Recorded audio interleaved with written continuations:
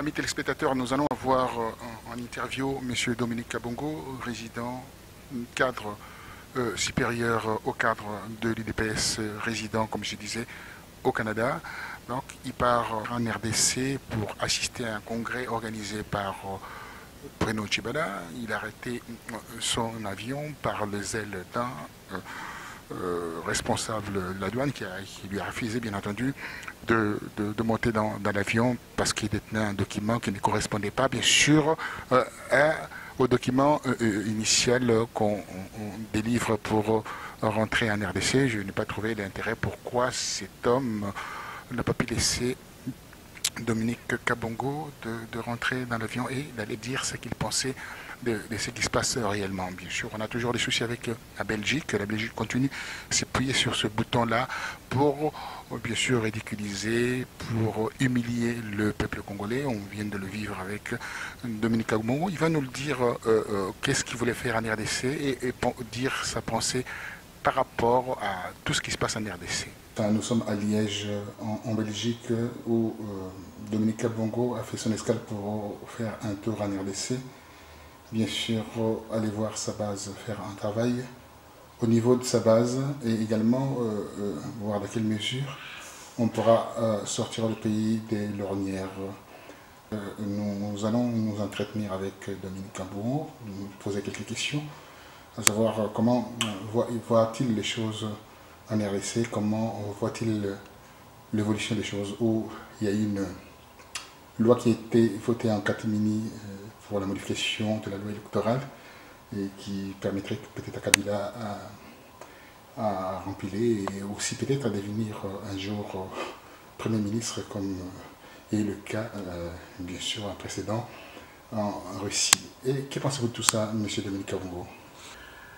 Bien, merci Roger, c'est toujours un plaisir de te voir, ça faisait un moment, ça tombe un peu au hasard aussi, on peut dire peut-être que c'est le destin qui a choisi comme ça, parce qu'en effet, j'avais planifié de te voir dans une semaine, dès mon retour de la RDC, mais il s'avère que je te vois bien avant, en fait, je partais, et malheureusement, je suis tombé sur un cas où avec nos amis colons belges qui se comportent encore de manière vraiment coloniale. Je n'ai pas pu embarquer pour Kinshasa, donc c'est avec une grande désolation d'abord que je suis là parce que j'étais fort attendu à Kin. Je salue à travers ton média tous les compatriotes de notre grand parti du UDPS qui m'attendaient, qui se sont vraiment impliqués et battus pour qu'on puisse être ensemble, réfléchir vraiment à l'avenir de notre pays. Et bon, ce n'est qu'une partie remise. Je souhaite ceux qui sont partis un bon travail et à la prochaine. Maintenant, pour la question de la loi électorale, la loi électorale, c'est très clair que voter cette loi, c'est une façon d'ostraciser le petit citoyen de ce vote où on part dans un format avec des votes majeurs.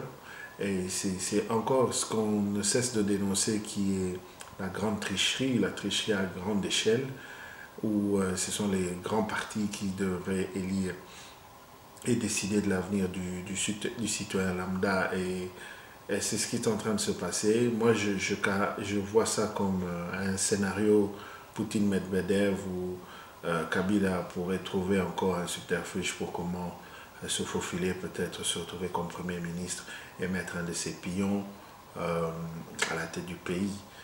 C'est comme ça que je vois cette chose. Donc c'est encore une fois une mauvaise nouvelle pour le peuple congolais et par conséquent on tient à rappeler ce qu'on ne cesse de marteler, que le fichier électoral, le corps électoral, le processus électoral en soi, il est complètement tronqué et il doit être revisité et si pas décimé et reconstruit.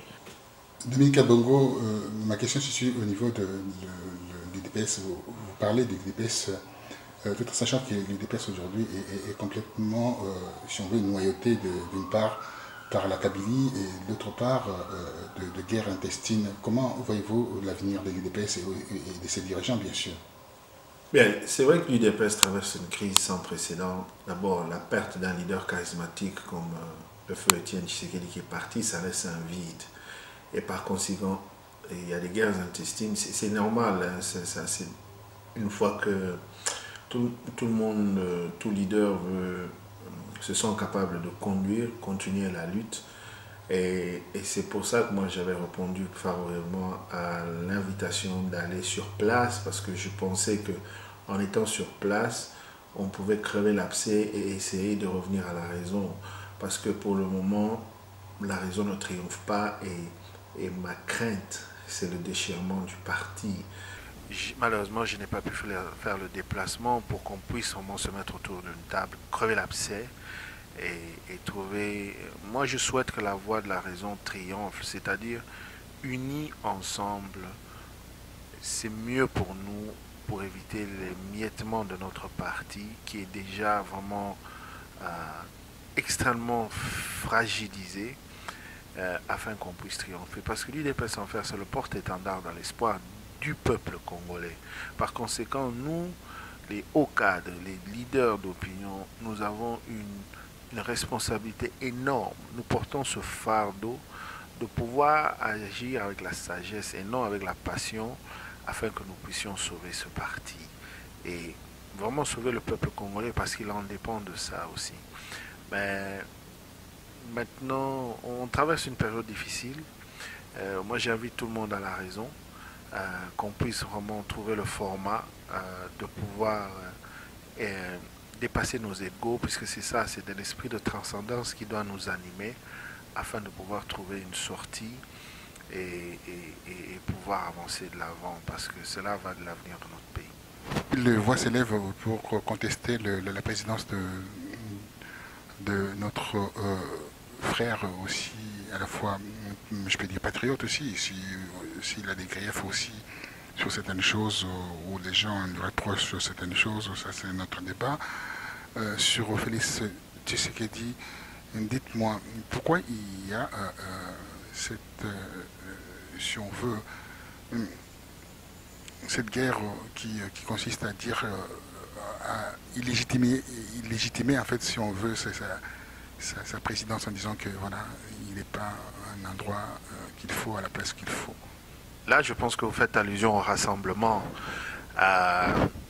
Écoutez, ce qui se passe dans le rassemblement, nous, on ne sait pas. On ne fait pas partie du rassemblement. Le rassemblement a été mis, certes, par le président de l'UDPS avec un certain groupe d'individus dont plusieurs ont basculé dans la Kabylie. Certains sont restés. Après sa mort, on a vu des contestations suite à la nomination de Félix comme président. Bon, ils étaient partagés. Mais c'est clair que le rassemblement, il a échoué. Aujourd'hui, le rassemblement est ombrage de lui-même. Donc, s'ils ont leurs guerres intestines, je ne pourrais pas commenter dessus, malgré que j'ai ma petite idée, parce que c'est fort semblable à ce qui se passe dans le parti. Bon, c'est à eux de trouver une solution, mais seulement quand vous regardez les résultats mitigés, pour ne pas dire échecs, du 30 novembre et tous les appels du rassemblement. Et d'ailleurs, eux-mêmes sont passés aux aveux pour dire que la population ne les écoute plus. C'est parce que je pense que le rassemblement est arrivé à bout de limite. Il ne peut plus rien proposer de concret pour que le peuple congolais le suive. Et ça, c'était quelque chose qui était prévisible parce que les mêmes causes produisent les mêmes effets. Nous avions tiré la sonnette d'alarme. Bon, à l'époque, on avait été mal compris parce que c'est ça un peu le problème chez le Congolais. Quand on pose les questions de fond, les gens sont vite, s'effritent rapidement et crient au secours, au voilà, assassinat de caractérisation de personnages politiques, ainsi de suite. Mais par contre, pour qu'on puisse trouver une solution pour notre pays, il faut poser des questions de fond. Et voilà, le résultat, ce qu'on a dit il y a un certain temps, ça se réalise aujourd'hui. Donc, je pense que le rassemblement, c'est juste une question de temps, ça va s'effriter, et si pas disparaître. Vous essayez d'utiliser la langue de bois, or ce qui se passe aujourd'hui en RDC, la langue de bois n'est plus droit de citer. Aujourd'hui, comment se fait-il que vous utilisez langue de bois en disant que voilà, bon, vous partez pour un congrès de l'IDPS où vous direz écrivez l'abcès et un membre de l'IDPS qui est aussi un membre influent de l'IDPS comme Félix Tshisekedi patoche dans ce qui se passe aujourd'hui. Vous ne voulez pas donner un avis là-dessus? Non, je n'utilise pas la langue de bois. Tout simplement, je ne veux pas euh, aller dans un débat de bas de la ceinture parce que je pense, permettez-moi le terme, parce que je pense tout simplement que le peuple congolais a besoin d'une solution.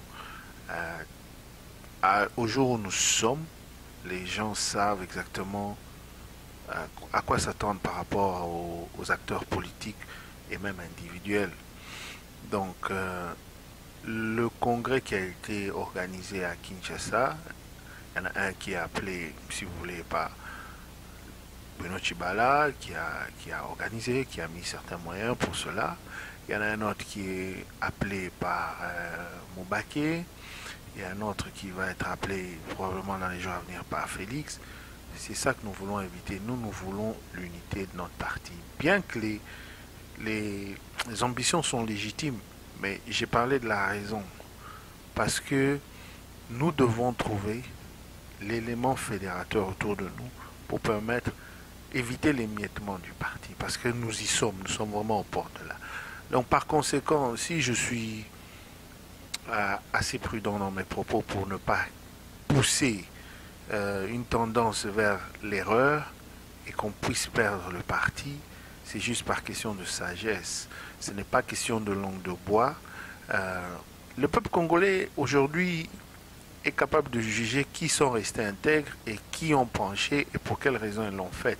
Donc ça, c'est un jugement d'un leader politique, qui que ce soit, face à la population. Moi, je me reproche de rien. Ma conscience est claire. Je sais que je suis une ligne politique. Je sais que je suis pour le renouveau de notre parti. Je sais que je suis pour le renouveau d'un Congo. Et je sais que ma ligne politique, elle est claire. Et j'ai toujours appelé pour l'esprit de la transcendance, le dépassement de soi, afin que nous puissions émerger en tant que classe politique, parce que ce que nous avons maintenant, c'est un désastre. Certains poursuivent d'autres intérêts qui sont propres à eux.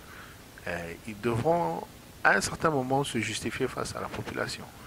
Vous parlez de l'échec en fait de la manifestation où on a demandé à la population de sortir. Donc pour vous, c'est un échec de rassemblement ou des DPS ou bien entendu l'échec tout court parce que leur voix est devenue inaudible. L'échec, il est général, mais la marche a été appelée par le rassemblement, donc c'est un échec. Parce que vous regardez une ville comme Kinshasa, 10 millions d'habitants, on ne peut pas mobiliser 100 000 manifestants pour sortir dehors, bien qu'on peut après, on peut dire qu'il y a eu des intimidations, ainsi de suite. Mais ils ne peuvent pas s'attendre à ce que le régime en place va leur faire de cadeaux. Il faut aller poids contre poids, il faut être en mesure de créer un contre-pouvoir, braver toute cette peur, braver toute cette intimidation et faire passer le message. Et en ce qui concerne cela, c'est un échec. Ils n'arrivent pas à faire cela. Donc, la population ne suit plus.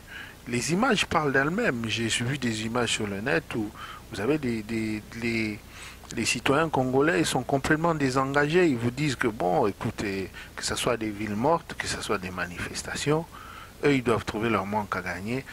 Excusez-moi, pas le manque à gagner, mais le moyen de vivre au jour le jour.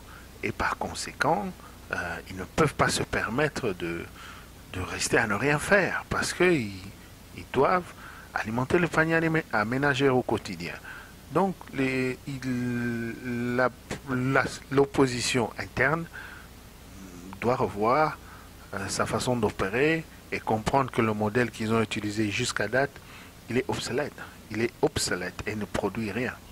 À quel niveau se situe en fait la contestation contre Félix Tshisekedi? Pourquoi y a-t-il cette contestation? La contestation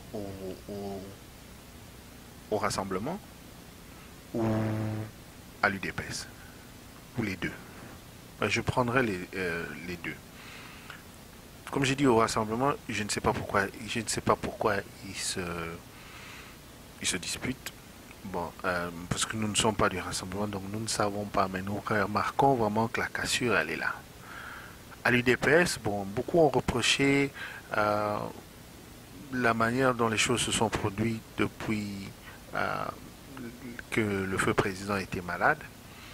Euh, Comment est-ce qu'il a été, si vous voulez, pris en otage par l'aile familiale, comme on l'appelle abusivement, comme ça, et par conséquent pris le parti en otage et toutes les décisions qui pouvaient impliquer le parti. Et forcément, quand vous combattez, vous portez le fardeau d'une lutte collectivement et que vous vous retrouvez tout d'un coup que tout ce que vous avez bâti est en train d'être bradé au prix d'un certain montant de dollars, vous allez rejeter et contester ça. Donc c'est ça la source de la contestation. Euh, Maintenant, le constat il est fait. Il faudrait, le vin a déjà été tiré, il faut le boire. Au-delà de cette contestation, il y a eu une fracture aussi, une déchirure entre le G7 porté par Moïse Katumbi et les rassemblements. Et si on regarde encore l'autre partie de syndicat de Colo, on pensait par rapport à ces trois figures qui sont de meilleures figures, des figures assez importantes de l'opposition en RDC, et que tout part en vrille. C'est là et dû à quoi? Les ambitions démesurées.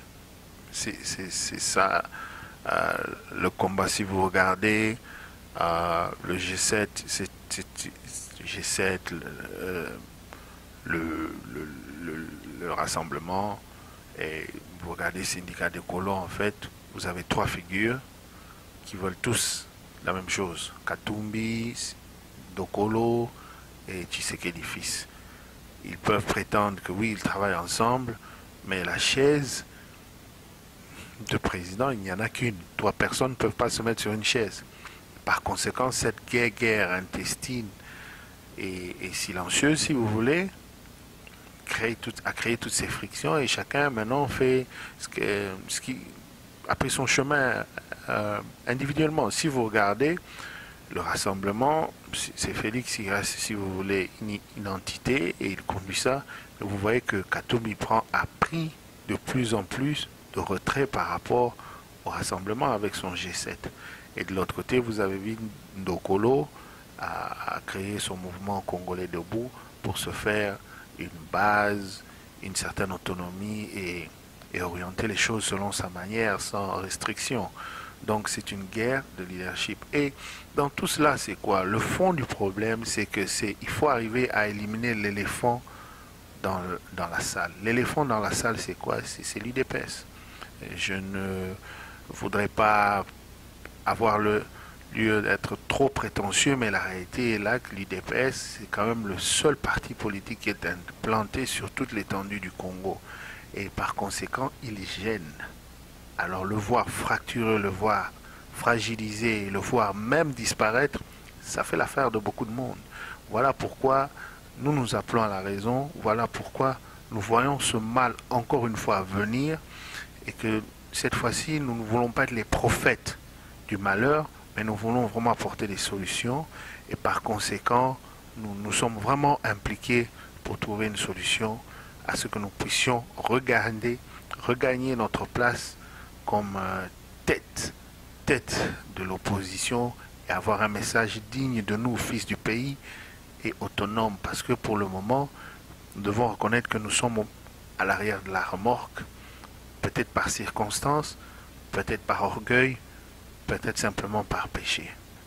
Tchibala, à la primature, vous êtes invité par Bruno Tchibala. Aujourd'hui, vous avez été empêché de monter dans l'avion par les ailes d'un fonctionnaire de la douane en Belgique.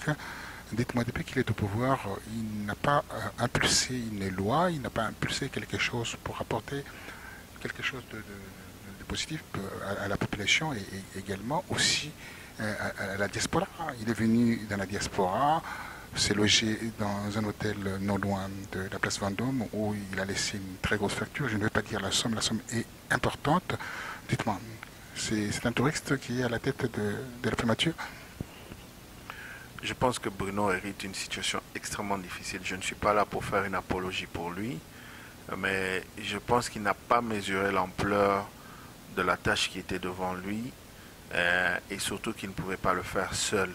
Par conséquent, il est dans une mission pratiquement impossible dans le contexte dans lequel nous sommes. Euh, Ça va demander un effort consensuel et des gens extrêmement saisonnés pour pouvoir amener un certain équilibre. Ce n'est pas un one-man show. Malheureusement, je crois il a péché par erreur et il est parti sur des mauvaises bases et par conséquent, ça devient extrêmement difficile, si pas impossible pour lui d'inverser la tendance parce que comme vous dites, il n'arrive à rien faire. Euh, Pas parce qu'il ne veut nécessairement pas, mais je pense que le contexte ne lui est pas du tout favorable. Et ce contexte-là, je pense qu'il n'avait pas pris l'ampleur de la profondeur de la tâche quand il a été nommé. Et par conséquent, euh, ça va être un échec. Voilà pourquoi moi je pense, excusez-moi, qu'il est extrêmement important pour que l'UDPS puisse récupérer sa voix, la voix du peuple congolais, que nous puissions être en mesure de sortir de ce lot, de ce tourbillon qui nous tire vers le bas et que le peuple congolais qui est extrêmement désemparé, frustré, qui ne se retrouve plus, puisse se dire, quand il entend quelque chose, il se dit, permettez-moi de dire ça, ah,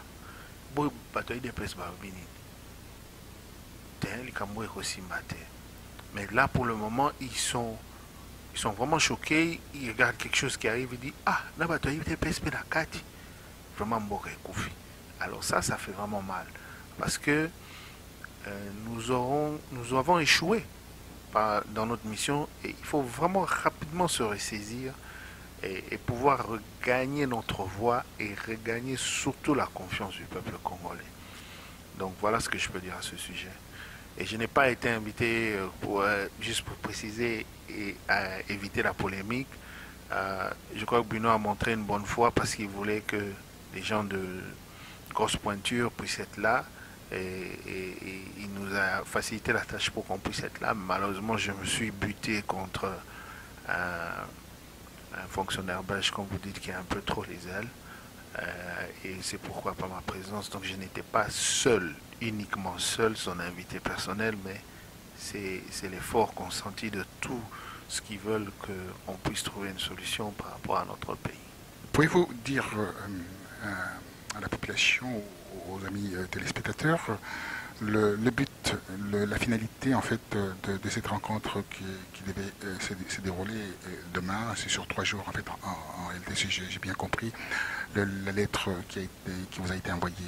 Dites-moi la finalité, c'est quoi comme finalité? C'est de conciliambule en conciliambule?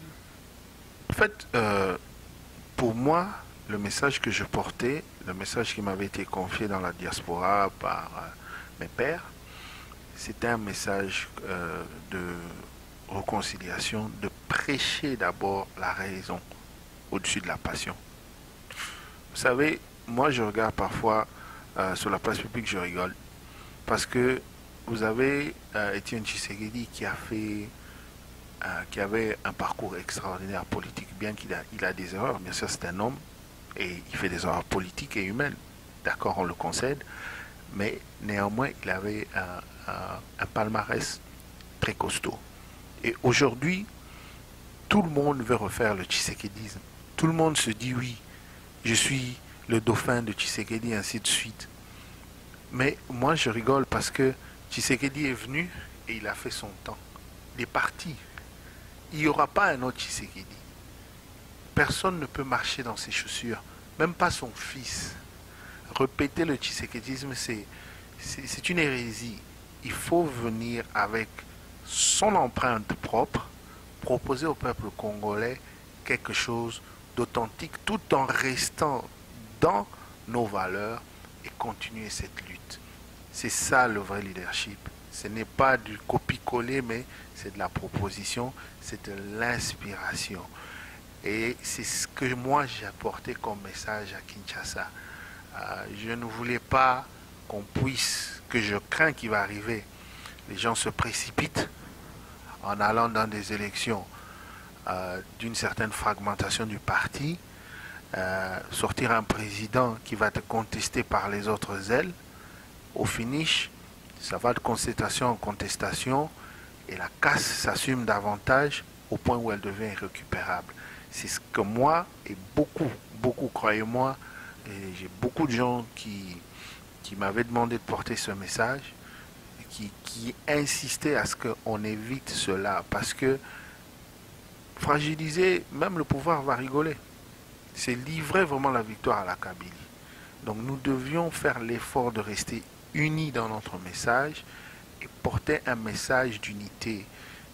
Beaucoup utilisent parfois le terme réunification dans la diversité. Bon, ça c'est des syntaxes, les gens utilisent les adjectifs comme ils le veulent, mais l'esprit du commun, de l'intérêt commun devrait primer au-dessus de celui des intérêts égoïstes individuels.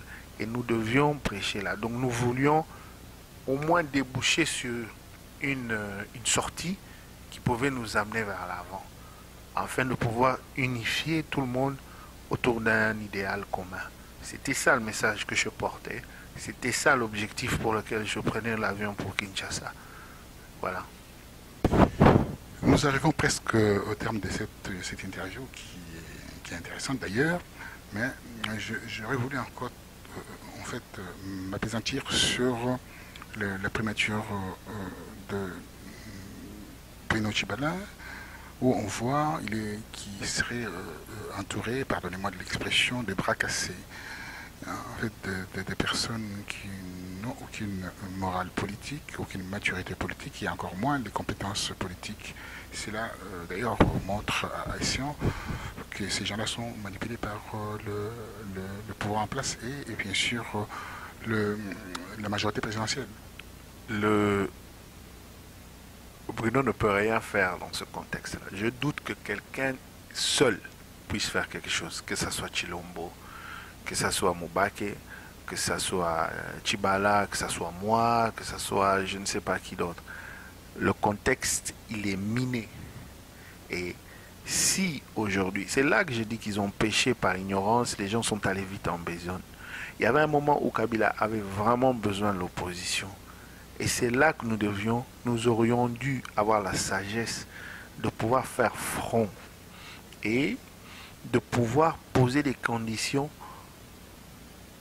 contraignantes qui pouvaient établir un certain équilibre afin qu'on puisse avancer la cause du pays et sortir le pays du gouffre, du chaos dont il se trouve. Mais malheureusement, les Congolais, par immaturité politique, pêchent toujours, c'est consistant ce péché, par l'égoïsme, ce qu'on appelle en lingala kibongai. Je vais avec le petit groupe qui est d'accord avec moi, et au finish, on se rend compte qu'à mi-chemin, on ne peut rien faire. C'est malheureusement le cas aujourd'hui. C'est la même chose, comme je l'ai dit, ça aurait été Tshibala, ça aurait été Mubake, ça aurait été Tshibala, ça aurait été Mubake, ça aurait été Chilombo, ça aurait été le même résultat, ça aurait été moi-même ou quelqu'un d'autre.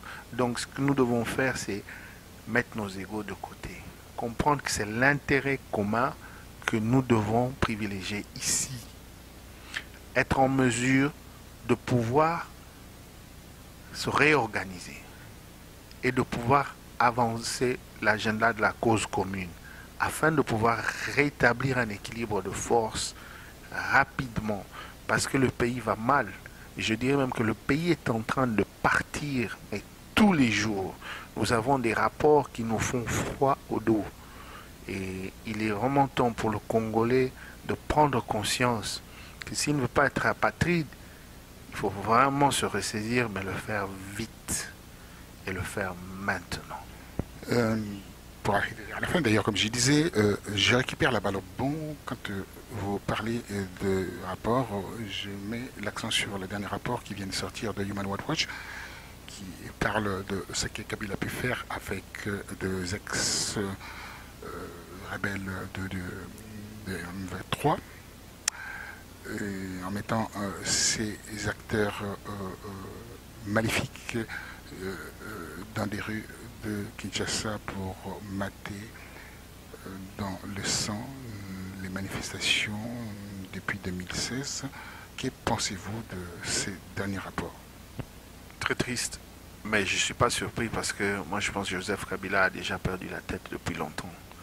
Et vous voyez, ses acolytes sont prêts à conserver, lui et ses acolytes, je dirais, sont prêts à conserver le pouvoir quel qu'en soit le prix.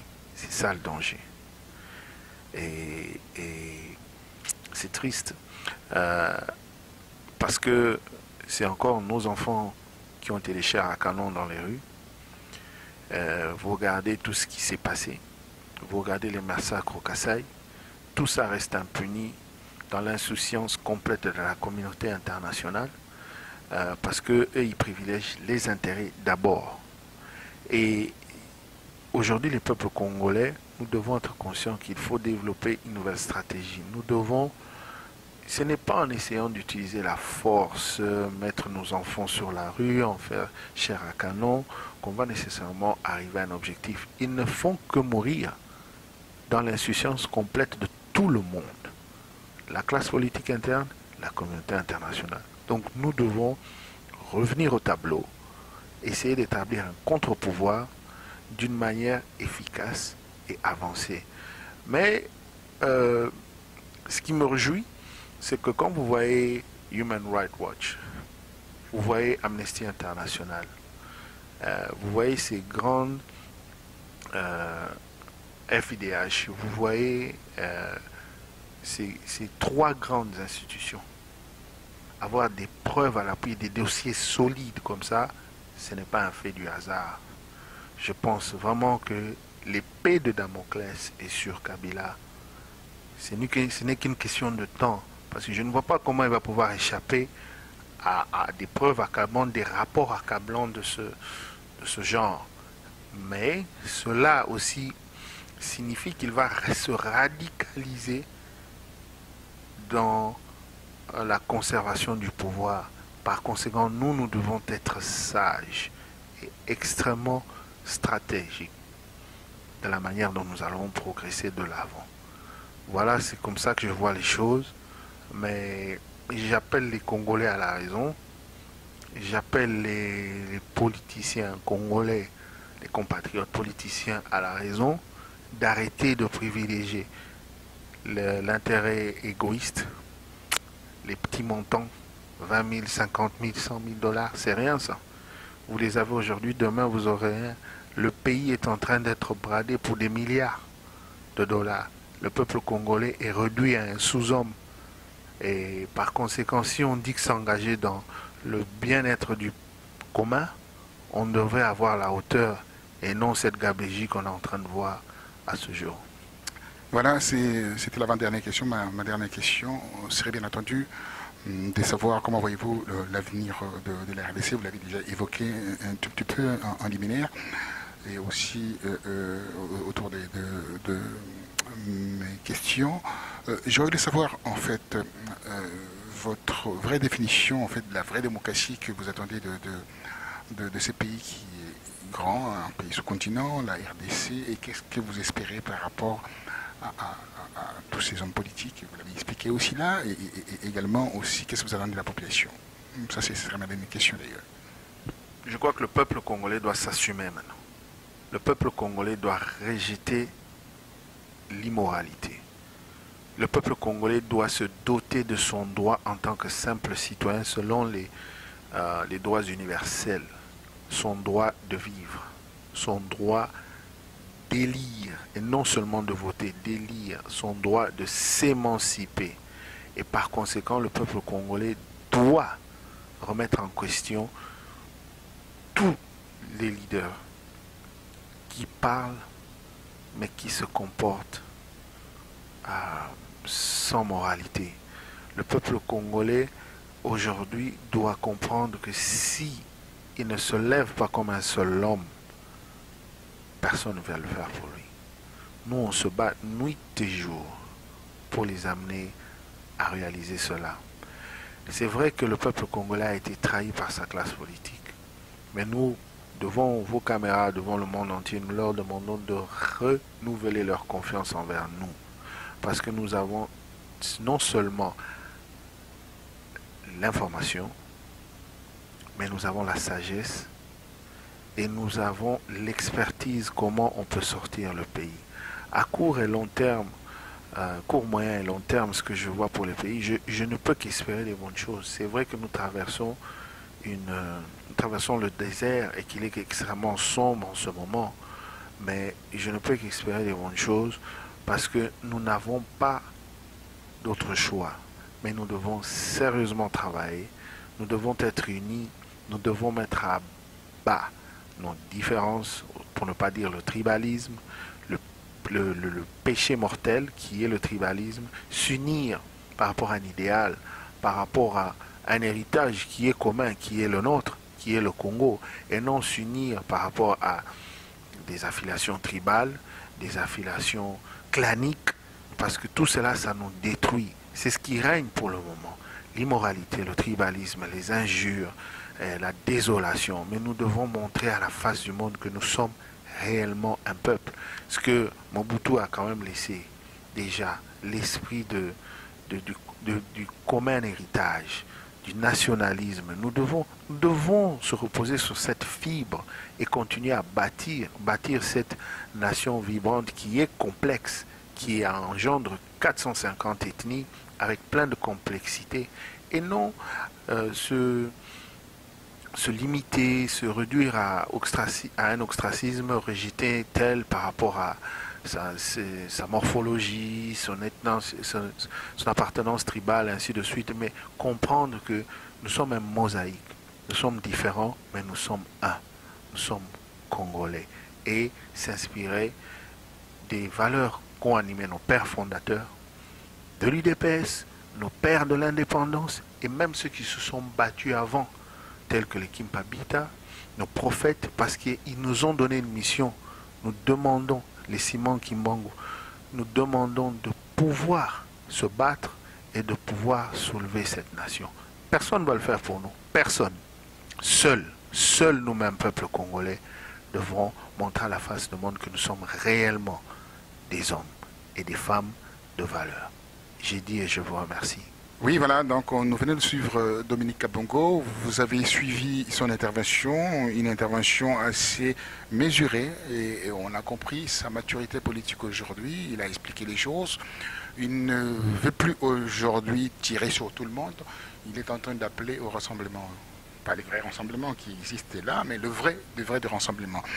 Il veut bien sûr qu'on crève l'abcès et qu'on y aille vers un compromis pour trouver ce qu'on appelle l'idéal d'une opposition. C'est cette opposition qui va œuvrer pour ce peuple qui est clochardisé, un peuple qui est bien entendu paupérisé par ce qui se passe actuellement en RDC, où le pays est géré par défi. Défi pourquoi? Parce que les uns et les autres veulent préserver leur intérêt, et aussi un qui a tellement de casseroles, qui a tellement de soucis à se faire quand il quitterait le pouvoir, bien sûr s'il trouvera la CPI, donc il veut se maintenir au pouvoir. Il nous a expliqué les choses, et surtout sa conclusion nous a beaucoup ému et montre à Sion que cet homme a une certaine maturité politique aujourd'hui, et je pense que nous avons besoin de telles personnalités politiques pour qu'on puisse avoir cette lueur d'espoir que nous voulons tous avoir et sortir de l'ornière. Surtout permettre à ce pays, qui est un pays sous-continent, d'amorcer en fait sa route vers ce qu'on appelle la vraie émergence. Voilà ce que nous avons vécu aujourd'hui à Liège, dans mon domicile, dans mon bureau, ici, là où je reçois mes invités. Merci à vous et à très bientôt. Merci de m'avoir suivi et à très bientôt.